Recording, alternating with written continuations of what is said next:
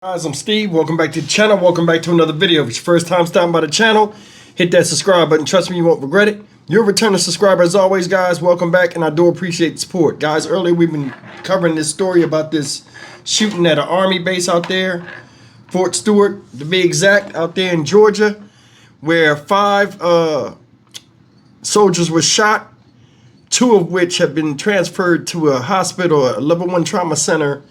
It says up here in Savannah, Georgia, while other 3 being treated on base. More news has been coming out. We're waiting for a press conference. I ain't heard nothing yet. They haven't said the suspect, well, we know the suspect's alive and in custody, but if he was hurt or anything, it's a lot going on with this tragedy out there at an Army base. Said this supposedly happened at, what I got it right here, at the 2nd Armored Brigade Combat Team Area.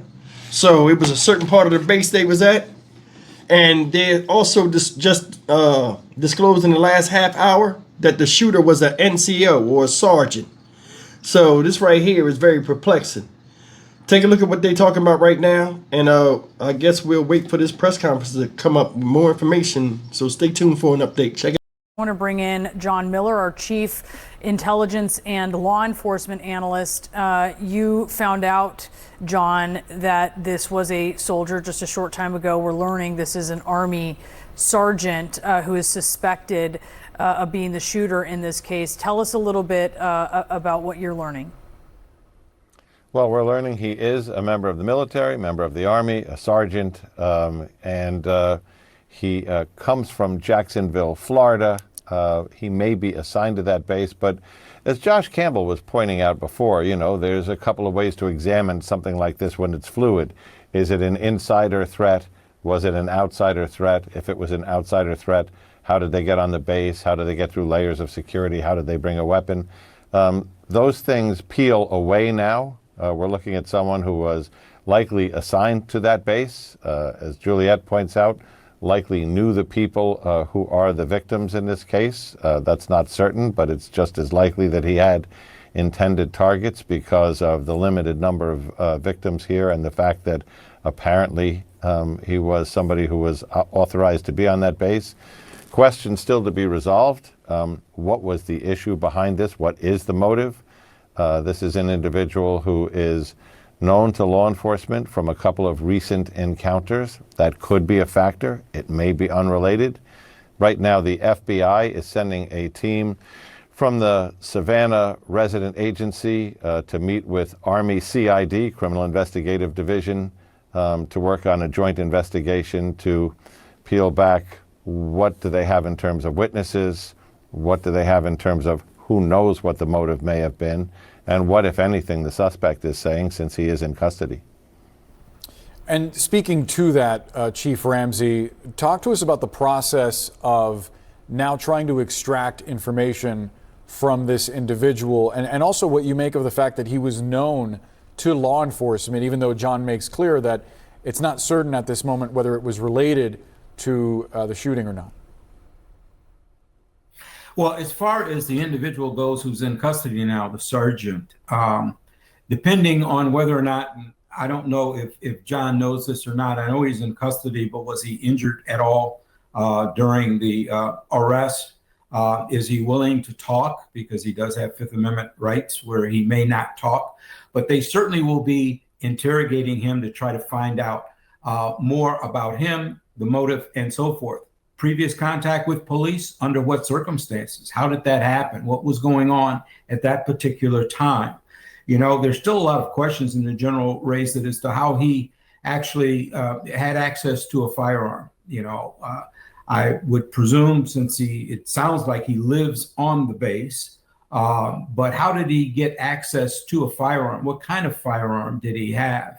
Where exactly did this take place? When you played the tape from the 911 call, I'll call it, but the emergency center, and they were dispatching the medics, and they said that the area where the wounded were was secured. Well, that tells me that it's either a warm zone where they were able to get in there and actually provide some emergency medical, or he left that area after the shooting and he was apprehended somewhere else. So there's a lot of information that we don't have right now, but I'm sure at 3:30 we're going to get filled in with a lot of detail. And John, you've done a great job in providing us with a lot of information that we probably would not otherwise have had.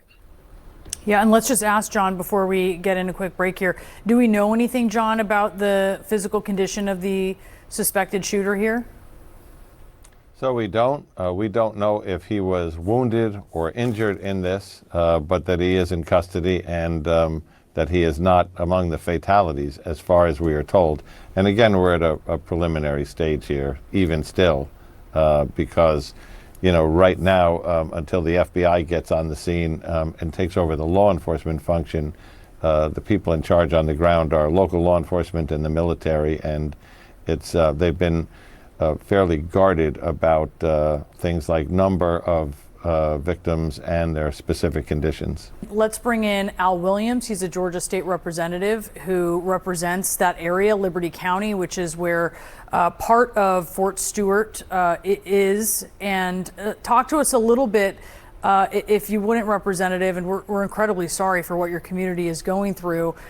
Talk to us a little bit about what you're learning and what you're thinking as you're finding out that the suspected shooter is an Army Sergeant. Well, thank you so much for having me. Our prayers, my prayers, and the prayers of those who live in this district goes out to the family and the families that are involved. And certainly we're very disturbed by this. The 2nd Armored Brigade is one of the leading fighting brigades in the Army, and they train.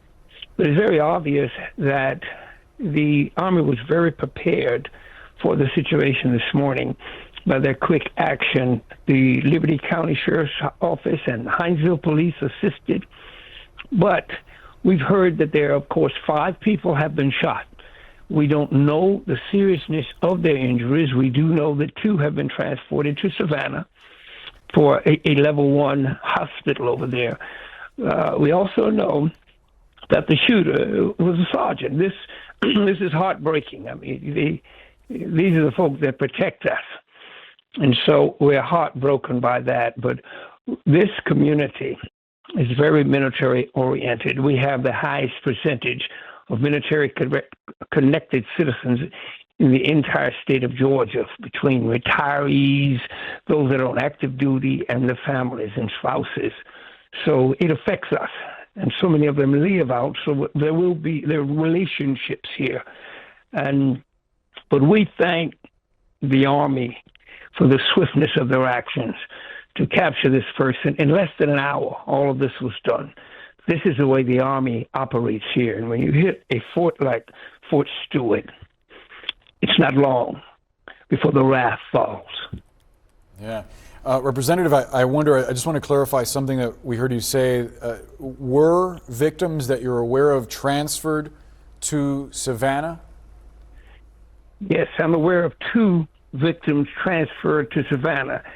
And I speculate that that's because of the nature of the injuries, because that's a level 1 trauma center when you go to Memorial Hospital in Savannah. And there have been 2 transferred over there. And so 3, to your knowledge, were not transferred. Is that right?